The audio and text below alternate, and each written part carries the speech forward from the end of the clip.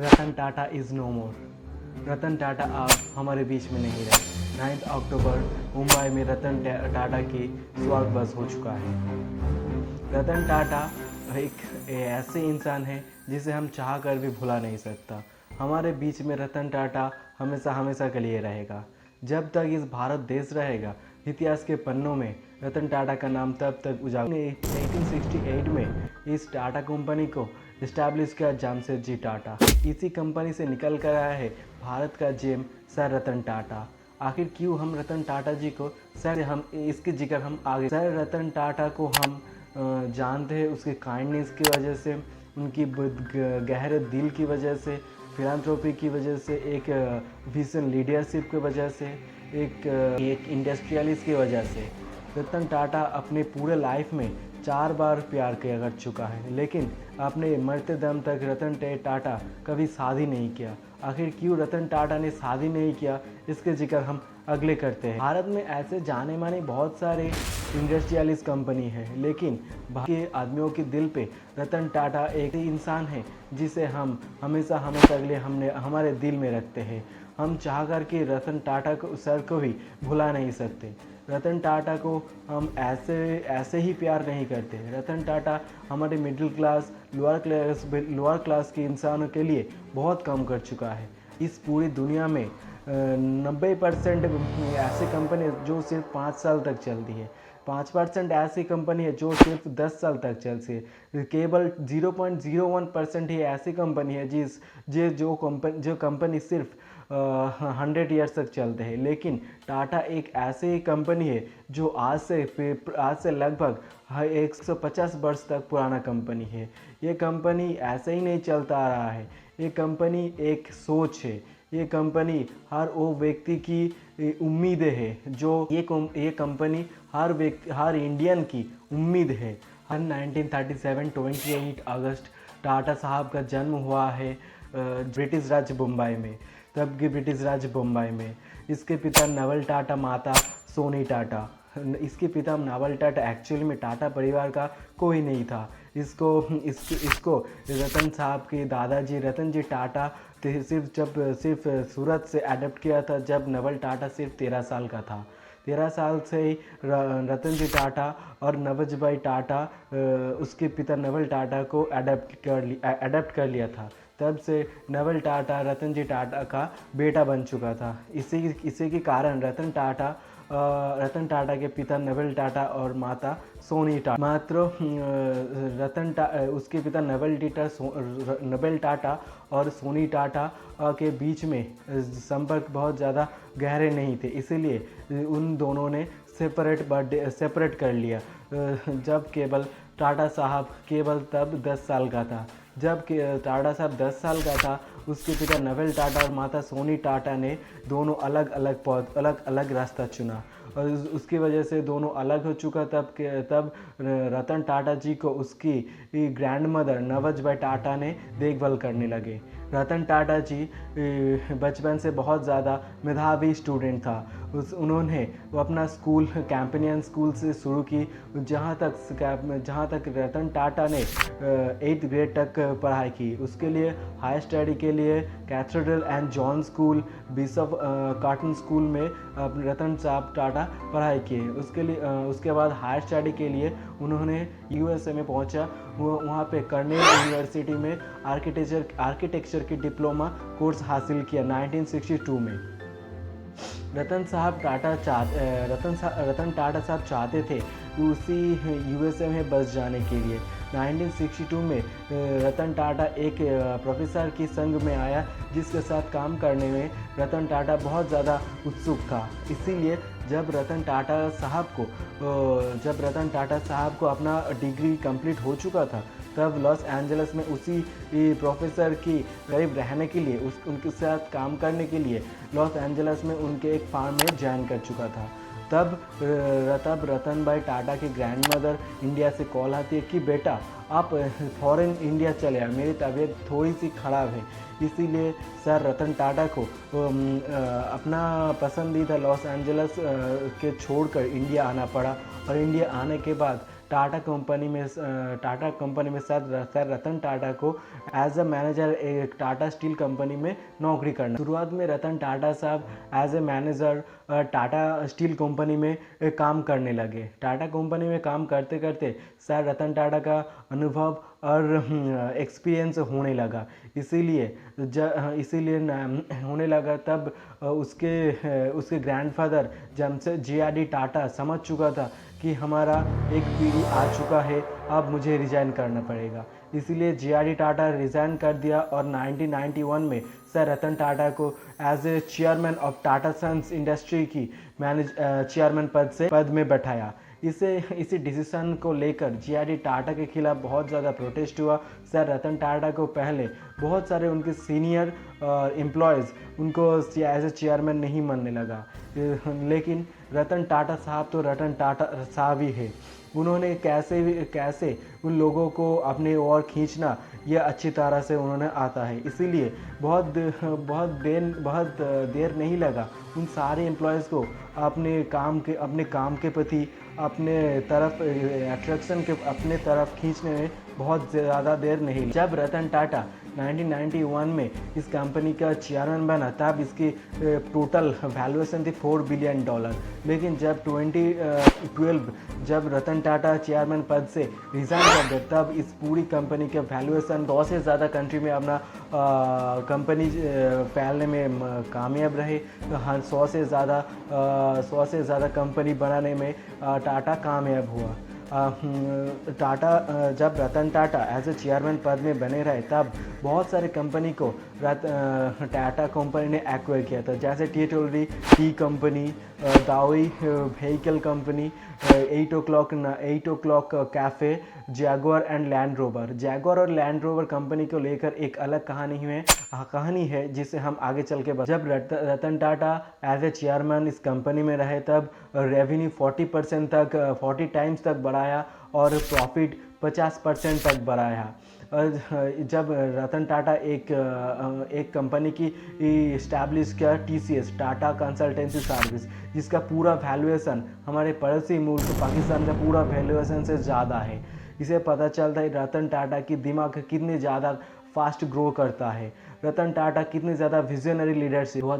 2012 में रतन टाटा साहब अपना चेयरमैन पद से रिज़ाइन करके साइरस मिस्त्री को इस पद में बैठाया, लेकिन इन्होंने ज़्यादा देर इस पद में नहीं बने रहे। 2016 में रतन साहब टाटा को फिर से इंटरिम चेयरमैन बनाया गया।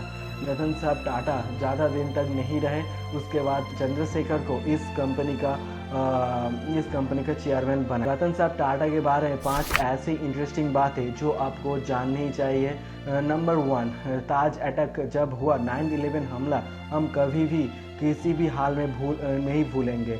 इस अटैक में जो व्यक्ति जो इंसान इस कंपनी टाटा की उस होटल में काम करता था, उस सारे व्यक्तियों को रतन साहब टाटा ने 50 लाख 60 लाख को कंपनसेशन जरूर दिया।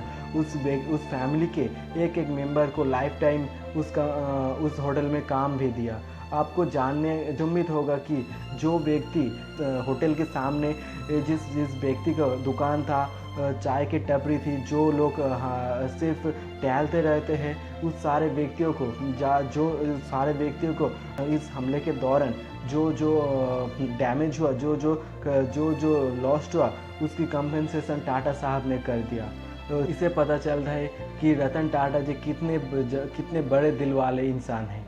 रतन साहब टाटा इस कंपनसेशन को छोड़िए, जब रतन टाटा 9/11 हमले के बाद जब रतन टाटा ने पूरे दुनिया में टेंडर पास किया इस होटल को रिपेयर करने के, तब पाकिस्तान की 2 बड़े बिजनेसमैन रतन साहब टाटा की इस टेंडर को पाना चाहते थे। इसीलिए रतन साहब टाटा के पास आया और कहने लगे कि साहब हमें ये टेंडर दे दीजिए, हम आपको इस होटल को रिपेयर करने दीजिए। टाटा साहब इसके बाद एक नहीं सुना, क्योंकि क्योंकि वो एक पाकिस्तानी था और पाकिस्तान ने इस हमले का मास्टरमाइंड था। इसीलिए रतन साहब टाटा पाकिस्तान के किसी भी इंसान को इस काम को देने के लिए राज़ी नहीं था। इसीलिए वो इंसान मजबूरी में भारत की एक कांग्रेसी नेता को बोला आपको थोड़ी कंपेंसेशन देगा। तो इसीलिए इस टेंडर को उस पाकिस्तानी की देने के लिए उस कांग्रेसी नेता ने रतन साहब टाटा को फ़ोन लगाया और क्या कहा कि साहब एक अपॉइंटमेंट तो दे दीजिए कम से कम। रतन साहब टाटा तब क्या कहा आपको पता है? रतन साहब टाटा ने कहा आप बेशरम हो सकता है, हम नहीं, हम पाकिस्तान को किसी की हाल में नहीं देना चाहते। अब फ़ोन रखिए, फ़ोन खट से रखिए। एक दिन रतन साहब टाटा अपने गाड़ी से किसी एक काम के लिए जा रहे थे और तब बहुत ज़्यादा बारिश हो रही थी। अचानक रतन साहब टाटा ने देखा एक बाइक में 4 इंसान बैठे हैं। 4 इंसान बैठे बैठे भीग दे रहे हैं। रतन साहब टाटा को तब अपना ख्याल आया कि एक बाइक के दाम पे एक गाड़ी क्यों नहीं बनाना जाए। इसीलिए रतन साहब टाटा नैनो प्रोजेक्ट की शुरुआत की, जिससे मिडिल क्लास इंसान, लोअर क्लास इंसान को एक बाइक की कीमत से लगभग 1 लाख की कीमत में एक 4 व्हीलर मिल जाए। इसीलिए रतन साहब टाटा ने नैनो कार की प्रोजेक्ट शुरुआत। पॉलिटिकल टर्मोइल की वजह से इस प्रोजेक्ट को डिले हुआ और रतन साहब टाटा का ड्रीम चकनाचूर हो गया। इसी दाम पे तो नहीं दिया, लेकिन बहुत सारे लोअर क्लास मिडिल क्लास इंसान को भी इस कार से बहुत ज़्यादा हेल्प भी हर्ड। रतन साहब टाटा सिर्फ इंसानों के लिए नहीं, एक एनिमल लवर के लिए भी जाना जाता है। आपको एक स्टोरी बता, जब रतन साहब टाटा एक इंडस्ट्रियलिस्ट के रूप में बहुत ज़्यादा जाने माने व्यक्ति बन चुका था, तब लंदन की प्रिंस चार्ल्स ने रतन साहब टाटा को एक लाइफ टाइम अचीवमेंट देने के लिए लंदन में बुलाया। तब लंदन में जाने के लिए रतन साहब टाटा फ्लाइट सुबह में थी। रतन साहब टाटा उस प्रोग्राम में, उस अवार्ड शो में नहीं पहुंचा, इसीलिए क्योंकि उनका 2 डॉग टैंगो एंड टीटो दोनों डॉग बीमार पड़ चुका था। इसीलिए रतन साहब टाटा अपना लाइफ टाइम अचीवमेंट लेने नहीं। बॉलीवुड के तारका श्री अमिताभ बच्चन और रतन साहब टाटा एक ही एयरलाइंस में ट्रैवल कर रहे थे। अमिताभ बच्चन जी की जस्ट 2-3 सीट के पीछे सर रतन टाटा सर ने बैठा था। उन्होंने तभी रतन साहब टाटा को पहचाना नहीं, लेकिन नाम ज़रूर सुना था। अमिताभ बच्चन जी के पास बहुत सारे आम पब्लिक आ रहे थे, ऑटोग्राफ ले रहे थे, बातें कर रहे थे। अमिताभ बच्चन जी तब उस इंसान को देख रहे थे कि वो ये कैसा इंसान है। उसके बगल में श्री अमिताभ बच्चन जी बैठा है, वो कोई रिस्पॉन्स ही नहीं कर रहा है। इससे अमिताभ बच्चन जी के थोड़ी सी नर्वसनेस हुआ कि ये क्या इंसान है भाई, थोड़ी सी रिस्पॉन्स करना चाहिए, आपके पास में अमिताभ बच्चन जी बैठा है। तब अमिताभ बच्चन जी ने रतन साहब टाटा को बोला कि आप कौन हैं। रतन साहब टाटा ने बोला मैं रतन टाटा हूँ। तब अमिताभ बच्चन जी के होश उड़ गए। हम किसके बगल में बैठा है? सर रतन टाटा। इससे एक बात पता चलता है कि मेहनत इतनी खामोशी से करो कि कामयाबी सोती। रतन साहब टाटा इंस्टाग्राम में नए थे। तब इंस्टाग्राम में रतन साहब टाटा का 1 मिलियन पूरा हो चुका था। तब रतन साहब टाटा ने ऑडियंस को थैंक्स कहने के लिए इंस्टाग्राम पर एक पोस्ट डाला। रतन साहब सामने कहा थैंक यू, ऑडियंस सबको कहा। तब एक लड़की ने उस पोस्ट के नीचे बोला हेलो छोटू। उस लड़की को पता नहीं था कि ये रतन टाटा है। उस लड़की के नीचे बहुत सारे ऑडियंस कह रहा था क्या बोल रहा है, ये कौन है, थोड़ी सी देख ले, ये कौन है, ज़रा देख के कमेंट कर। रतन साहब टाटा इसके बाद आए और कहा लड़की को कुछ मत बोलिए। ऑडियंस और ज़्यादा गुस्सा हो गए। ये ज़रा देख कौन है, ये किसके साइड ले रहे हैं, ये तो देख ले तो ये पहले कौन है। उस लड़की को बेचारे लड़की को इसके बाद पोस्ट हटानी पड़ी, कमेंट को डिलीट करना पड़ा। इसीलिए ये है हमारा Ratan Tata. We all salute और रतन टाटा अपने एक इंटरव्यू में बोला अपने लाइफ में लगभग 4 बार प्यार कर चुका था, लेकिन शादी अपने मरते दम तक नहीं किया। रतन साहब टाटा एक लड़की से प्यार करता, उसे शादी भी करना चाहता था, लेकिन शादी नहीं हुआ। जब रतन साहब टाटा ने लॉस एंजल्स में उस प्रोफेसर के साथ काम करने लगे, उसी फार्म में एक मोहतरमा से रतन साहब टाटा फ्रेंडशिप हुई। उसी से फ्रेंडशिप से आगे उस दोनों में प्यार हुआ। उससे जब रतन साहब टाटा के ग्रैंडमदर के द्वारा रतन साहब टाटा को इंडिया में बुलाया 1962 में, तब गर्लफ्रेंड को इंडिया भी लाना चाहता था, लेकिन इनका सपना अधूरा रहेगा।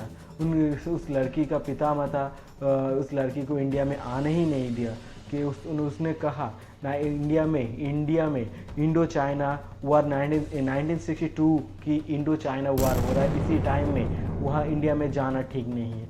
इससे रतन साहब टाटा अकेले तो चले आए, लेकिन इसके बाद रतन साहब टाटा ने कभी ज़िंदगी में रतन साहब टाटा अपने जीवन में बहुत सारे दान दे चुका है।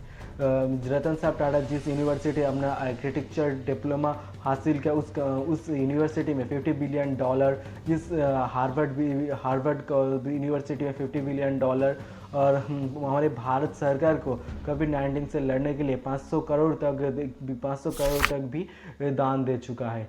हमारे इस इंडिया में बड़े बड़े उद्योगपति मुकेश अंबानी, जिसका total worth $118 billion, Adani group जिसका टोटल नेट वर्थ $98 बिलियन, लेकिन जब से टाटा ग्रुप ने बने तब से लेकर आज तक टाटा ने सिर्फ दान में दे चुका है $102 बिलियन, जो इस दोनों कंपनी ने कभी। रतन टाटा को अपने जीवन में बहुत सारे अवार्ड, बहुत सारे पुरस्कार मिले हैं। 2000 में पद्मा भूषण, जो भारत की 3rd हाईएस्ट अवार्ड है।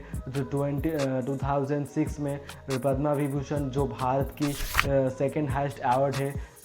2021 Commander of the Legion of Honour, जो फ्रांस की highest civil and military award है। 2016 आसाम वैभव, 2006 महाराष्ट्र भूषण, ऐसे बहुत सारे अवार्ड रतन साहब टाटा को मिला है। इसे रतन टाटा को नहीं, अवार्ड की पुण्य है जो इस व्यक्ति को मिला है। रतन साहब टाटा को